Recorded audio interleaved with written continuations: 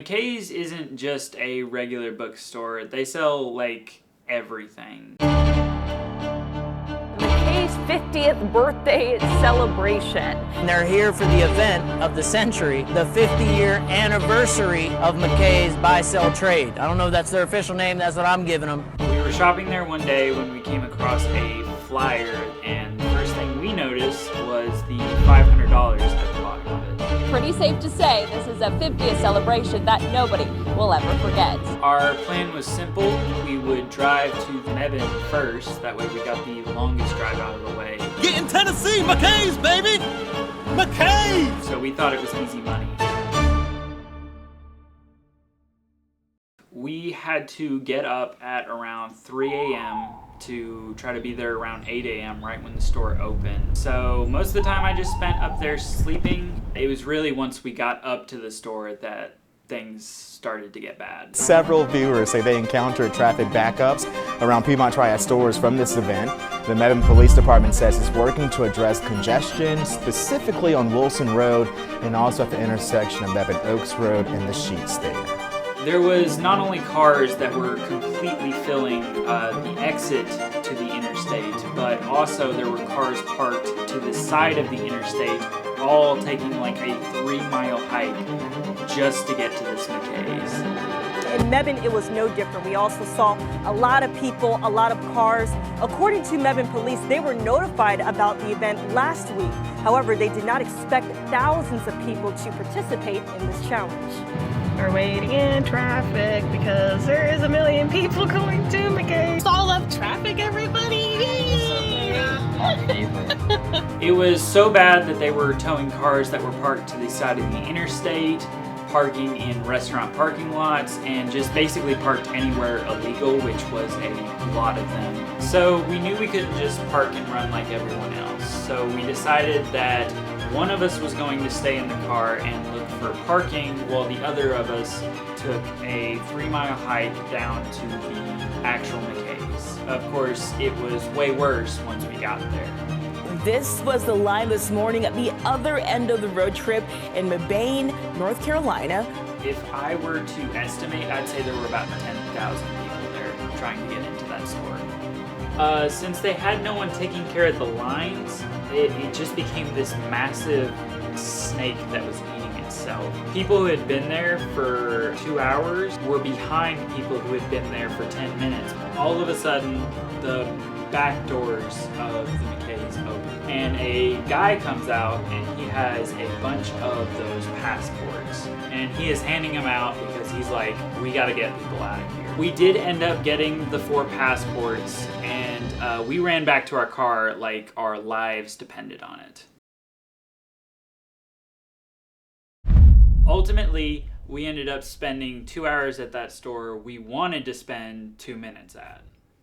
So sadly, by this point, we realized that there was no way we were going to make it to all 5 stores. That's when we got a notification telling us that if you had collected one of the North Carolina stores' stamps, then you didn't have to go to the other, because I think they realized by this point that all the people who were going to end up getting away from Mebane were going to head to Winston-Salem. Luckily for us, we already had a stamp, so we were just able to skip it, unlike the people who were still waiting in line at Mebane, and go on our way. So by the time we got there, it was extremely hot.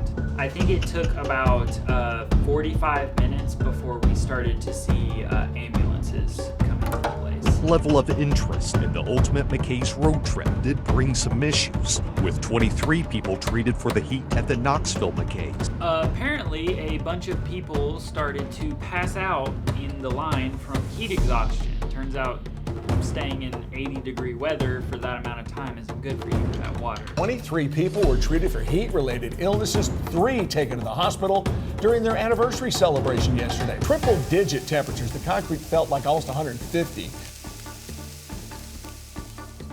It didn't take long after that for us to get a notification saying that they were shutting down the Knoxville locations, and you would get that stamp at the next location. That means there's 2 stamps that we've been promised but haven't gotten. But we didn't care because all we cared about was getting back to our car as fast as possible so we could get ahead of the crowd. By this point, we were able to get ahead of the Mebane stampede, but they weren't far behind us. So once we got to Chattanooga, there was a short line there to get inside the building. But once we got inside, we realized that there was a line surrounding the entire store. But it didn't take long, like right after we got inside the door, that they were opening a new line, and we ran right towards it. We got our stamps, headed back to the car, and we were out, on to the final location. Sadly, nothing really crazy happened at the Nashville location. It was pretty just like waiting in line.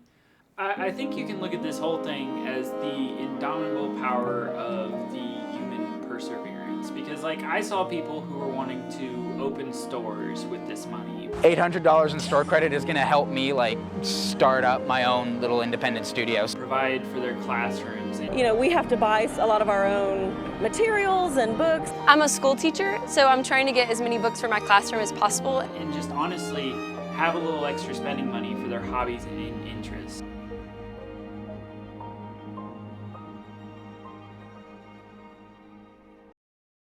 So about an hour and a half later, we made it to the end of the line where they handed us $800 exactly. This means we all ended up walking away with $1,100 each, or $4,400 in McKay's cash in total. We ended up stopping for something to eat on the way home and ended up getting back home around 3 a.m., which means we spent exactly 24 hours round trip on this entire road trip. There were about 10,000 people who were a part of this whole thing. So considering you were to believe that they gave no one extra money except for me and my family, that means they lost at the very least about $8 million.